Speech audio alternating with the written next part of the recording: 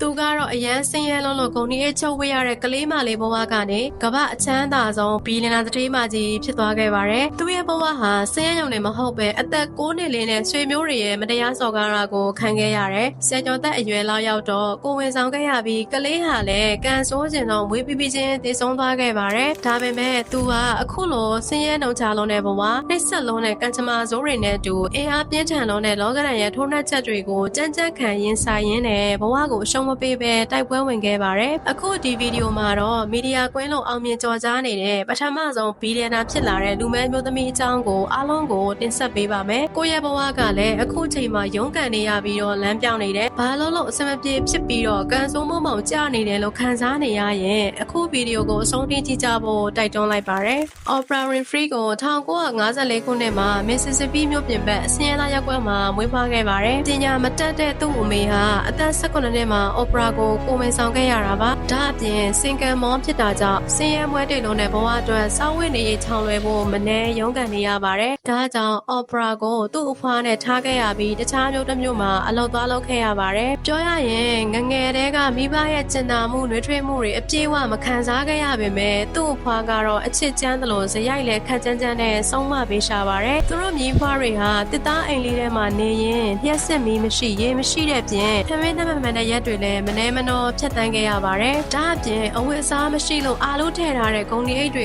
ကိုဖြဲတဲပြီးတော့သူ့အဖွားက Oprah အတွက်ချုပ်ပေးခဲ့ပါတယ်။ဒီလိုနွမ်းပါဆုံးပြတ်တဲ့အဝတ်အစားတွေနဲ့အတူလူမဲဖြစ်နေတာကြောင့်လူတွေကနှာခေါင်းရှုံတာတွေပြည့်ရပြူတာတွေကိုခံခဲ့ရပါတယ်။ဒါပေမဲ့သူ့အဖွားဟာ Oprah အသက်3နှစ်လောက်မှာတော့ရေးတဲ့ဖတ်တအောင်သင်ပေးတဲ့ပြင် Bible ကျမ်းစာစာအုပ်တွေကိုလည်းအားရပါရဖတ်ပြပါသေးတယ်။ဒါပေမဲ့စိတ်အခက်မသိလို့ဒေါသထွက်လာရင်တော့ Oprah ကိုသေအောင်ရိုက်တဲ့ပြင်နေ့ရက်တစ်စက်မှမကြအောင်အတန်တစ်စက်မှမထွက်အောင်ကလေးငယ်လေးကိုမတရားချင်းချောက်ပါတော့တယ်။အဲ့ဒီလိုငငယ်လေးတဲက Oprah ဟာအရန်ကိုကြောက်လန့်တက်သွားတဲ့အပြင်နာကျင်မှုတွေကိုရင်ကုန်နှုတ်ပိတ်ရင်ကျိမ့်မိတ်ခံခဲ့ရပါတယ်။အိမ်မော်ပဲလှုပ်တက်တဲ့သူ့အဖွားကလည်း Oprah ကြီးလာရင်အများကြီးမျောလဲမထားဘဲနဲ့သူ့လိုဘဝမျိုးနဲ့ပဲရိုးထုတ်သွားဖို့တဖွာဖွာပြောနေခဲ့ပါတော့တယ်။ဒီလိုနဲ့အဖွားရဲ့ကျမ်းမာရေးကတဖြည်းဖြည်းဆိုးလာချိန် Oprah အသက်6နှစ်လောက်မှာတော့သူ့မိအလုံးလုံးနေတဲ့မဝါခီမျိုးစီလိုက်သွားနေရပါတော့တယ်။အဲ့ဒီမျိုးဟာသူ့ဘဝရဲ့အကြီးမားဆုံးစိတ်ဒဏ်ရာတွေရဖို့အတွက်ခင်းထားတဲ့လမ်းကြီးတစ်ခုလိုပါပဲ။ Oprah ရောက်သွားတဲ့အချိန်မှာသူ့အမေစီမှာနောက်ထပ်ကလေး2ယောက်တောင်ထပ်ရနေပါပြီ။သူ့အမေကိုယ်တိုင်ကလည်းအိမ်ပေါ်လုပ်ပြီးရုန်းကန်နေရတာကြောင့် Oprah အတွက်လိုအပ်တဲ့ကျင်နာမှုတွေကာကွယ်စောင့်ရှောက်မှုတွေကိုလုံးဝမပေးနိုင်ခဲ့ပါဘူး။နေရာကလည်းအရန်ကျင်းတော့ Oprah အတွက်အိပ်ဖို့နေရာအပိုမရှိတော့လို့သူ့အမေက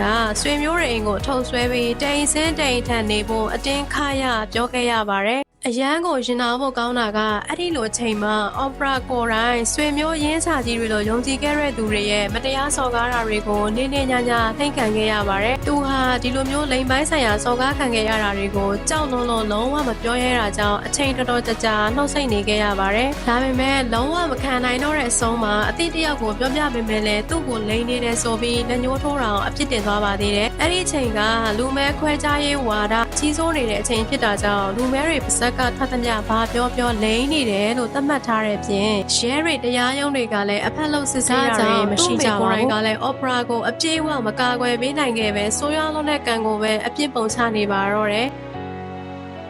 Oprah အသက်14နှစ်လောက်ရောက်တော့သူကိုယ်တိုင်တော့မသိလိုက်ပဲကိုဝင်ဆောင်ခဲ့ရပါတယ်။ဒါပေမဲ့အဲ့ဒီကလေးဟာကန်ဆိုးကျင်တော့မွေးပြီးပြီးချင်းသေဆုံးသွားခဲ့ပါတယ်။တခြားကလေးတွေပြေးလွှားဆော့ကစားနေရတဲ့အချိန်မှာမတရားစော်ကားခံခဲ့ရတဲ့အပြင်ဆယ်ကျော်သက်အရွယ်လောက်ရောက်တော့လဲလင်းကောင်းမပေါ်ပဲကလေးမွေးခဲ့ရပါတယ်။ Oprah ရဲ့ဘဝဟာလူတွေရဲ့တတွေးမှာပက်လက်မျောခဲ့ရတဲ့အတွက်ဘဝဟာမစခင်မှာပဲအဆုံးသတ်ဖို့အကြောင်းဖြစ်လာခဲ့ပါတယ်။သူ့နေရာမှာတော်ရုံမင်းကလေးတယောက်သာဆိုလို့ရှိရင်ဘဝကိုလက်မြောက်ရှုံးပေးသွားလောက်ပါပြီ။ဒါပေမဲ့ Oprah ဟာထွက်ပြေးလာခဲ့ပြီးတော့ခြေဦးတက်ရရှောက်သွားရင်းနဲ့နောက်ဆုံးမှာတော့သူ့အဖေရှိတဲ့မြို့ကိုရောက်သွားပါတော့တယ်။ဒီလိုမျိုးအနှိမ့်ဆုံးအဆိုးရွားဆုံးလောကဓာတ်တွေခံရချိန်မှာ Nashville မှာနေတဲ့သူ့အဖေစီရောက်သွားချိန်မှာတော့သူ့ဘဝရဲ့မျှော်လင့်ချက်ဆိုတဲ့အလင်းရောင်ကိုမြင်လိုက်ရပါတော့တယ်။တကယ်တော့သူ့အဖေဆိုပေမဲ့လည်းရင်းနှီးတဲ့ဆက်ဆံရေးမရှိခဲ့တာကြောင့်နေရတာတတောင့်တတနဲ့ဖော်ဖော်ရွေ့ရွေ့မရှိခဲ့ပါဘူး။ဒါကြောင့် အဲ့ဒီကနေလည်းထပ်ပြီးတော့မောင်းထုတ်ခံရအောင်မယ်ထပ်ထွက်ပြေးရအောင်မယ်လို့စိတ်ထဲမှာစိုးရိမ်လိုင်းတွေထနေခဲ့ပါ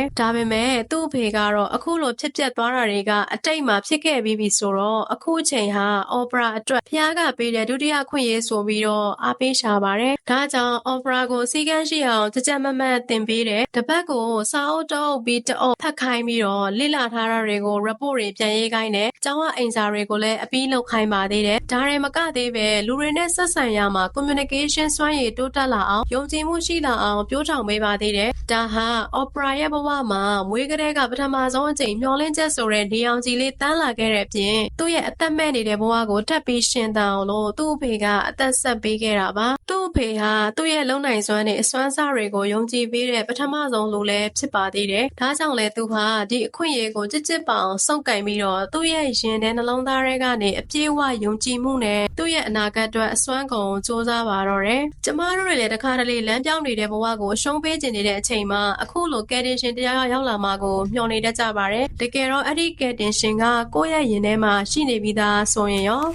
ာအဲ့ဒီလိုအတန်နဲ့အတန်ထားမှန်မှန်ယုံကြည်မှုရှိရှိနဲ့ဘုရားကျောင်းတွေမှာစကားတက်ပြောရုံနဲ့မကပဲကျောင်းမှာလုပ်ကြတဲ့စကားပြောပြိုင်ပွဲတွေမှာလည်းစုရရယူနိုင်ခဲ့တဲ့အထီပါပဲသူမသိသေးတာကအဲ့ဒီချိန်တွေကသူ့ရဲ့ဟောပြောချက်တွေဟာလူတွေရဲ့ရင်ဘတ်တဲ့အထီရောက်အောင်ခံစားချက်အရှိန်ဟုန်ပြင်းပြင်းနဲ့ပြောနိုင်ခဲ့တယ်ဆိုတာကိုပါအဲ့ဒါကြောင့်လဲသူ့အသက်ဆက်ခွန်အထက်တန်းကျောင်းပြီးကနေအချိန်မှာရေဒီယိုဌာနတစ်ခုကနေသတင်းကြေညာသူအဖြစ်အလုပ်ရသွားပါတော့တယ်သူဟာအဲ့ဒီမှာအချိန်ပိုင်းလုံးဝင်လုပ်ပြီး3နှစ်လောက်ကြာမှာတော့နောက်ထပ်ခြေလမ်းတစ်ခုကိုထပ်လမ်းဖို့ပြင်ခဲ့ပါတယ်။အဲ့ဒါကတော့ WLAC ဆိုတဲ့ TV show တစ်ခုမှာ presenter တယောက်အဖြစ်အလုပ်သွားလျှောက်တာရသွားခဲ့လို့ပါ။ဒါကအဲ့ဒီအချိန်တုန်းကသူ့ဘဝအတွက်တော့မျှော်လင့်ချက်အိမ်မက်ကြီးတစ်ခုလိုအကောင့်ထဲပေါ်လာခဲ့တယ်လို့ပါပဲ။ဒါပေမဲ့ကံမကောင်းခြင်းတော့သူထင်ထားတာနဲ့ဆန့်ကျင်ဘက်ဖြစ်နေခဲ့ပါတယ်။ TV show ဖွဲ့ဝင်တာဝန်ရှိသူကသူဟာတစ်ခုခုဆိုအရန်ကိုခံစားလွယ်တဲ့ပြင်အခုလိုသပင်ကောက်နေတာအသားရောင်မတူနေတာတွေဟာအစီအစဉ်တင်ဆက်သူတယောက်အနေနဲ့လုံးဝမလိုက်ဖက်ဘူးဆိုပြီးယာတို့ချလိုက်ပါတယ်တကယ်တော့လူမဲဖြစ်နေလို့ကိုအပြစ်မရှိအပြစ်ရှာပြီးတော့တမင်အဆက်ခွဲတာမျိုးပါအဲ့ဒီနောက်မှာတော့ People Are Talking ဆိုတဲ့ show မှာ host လုပ်ဖို့နေရာပြောင်းတာခံလိုက်ရပါတယ်အဲ့ဒီကနေလူတွေရဲ့ခံစားချက်တွေနဲ့အချိတ်ဆက်မိမိကိုချင်းစာစိတ်အပြည့်နဲ့ရင်ဘတ်ထဲထိရောက်အောင်တင်ဆက်ပေးနိုင်ခဲ့ပါတယ်ဒါဟာမမျှော်လင့်ထားပဲကြာရှုံးမှုကြီးတစ်ခုလိုထင်နေတဲ့အလုပ်ကနေလူတွေနဲ့ရင်ဘတ်ချင်းနီးစပ်အောင်ချိတ်ဆက်နိုင်တယ်ဆိုတဲ့သူ့ရဲ့အားသာချက်ကိုရှာဖွေတွေ့ရှိသွားပါတော့တယ်တကယ်တော့ကြည့်ရှုသူပရိသတ်ပေါ်ထားတဲ့သူ့ရဲ့စိတ်ခံစားချက်အစစ်မှန်ကိုလူတွေကကောက်ကွက်ကွင်းကွင်းကိုခံစားမိသွားကြတာပါတခါတလေမှအခုလိုအငင်းပယ်ခံအဆွတ်ပစ်ခံနေရကလည်းဘဝရဲ့လမ်းကြောင်းအမှန်ကိုရှာဖွေတွေ့ရှိသွားတတ်ပါတယ်ဟုတ်ပါတယ်အော်ပရာကတော့အဲ့ဒီ show လေးကနေ1984ခုနှစ်မှာသူ့ရဲ့ကိုယ်ပိုင် The Oprah Winfrey Show ကိုတရားဝင်ကြေညာလိုက်ပါတော့တယ်အဲ့ဒီ show မှာလူတွေရဲ့ဖြစ်ရမှန်တွေနာကျင်စရာစိတ်တရားအကြောင်းတွေကိုရင်းဖွင့်တိုင်ပင်ဆွေးနွေးကြတာပါသူကအတိတ်ဆိုတာပုံရိပ်တစ်ခုသာဖြစ်ပြီးတော့ကိုတကယ်လိုချင်တဲ့ဘဝကိုတတိရှိရှိနဲ့ကြိုက်တယ်လို့ဖန်တီးလို့ရတယ်ဆိုတာကိုမြင်သာအောင်အားပေးတယ်နောက်ပြီးနာကျင်မှုတိုင်းကအလှပဆုံးအလန်းဆန်းဆုံးဖြစ်လာမဲ့ဘဝအတွက်လိုအပ်ချက်တစ်ခုဖြစ်တယ်ဆိုတာကိုသူ့ဘဝနဲ့ထပ်တူပြပြီးစိတ်ခွန်အာ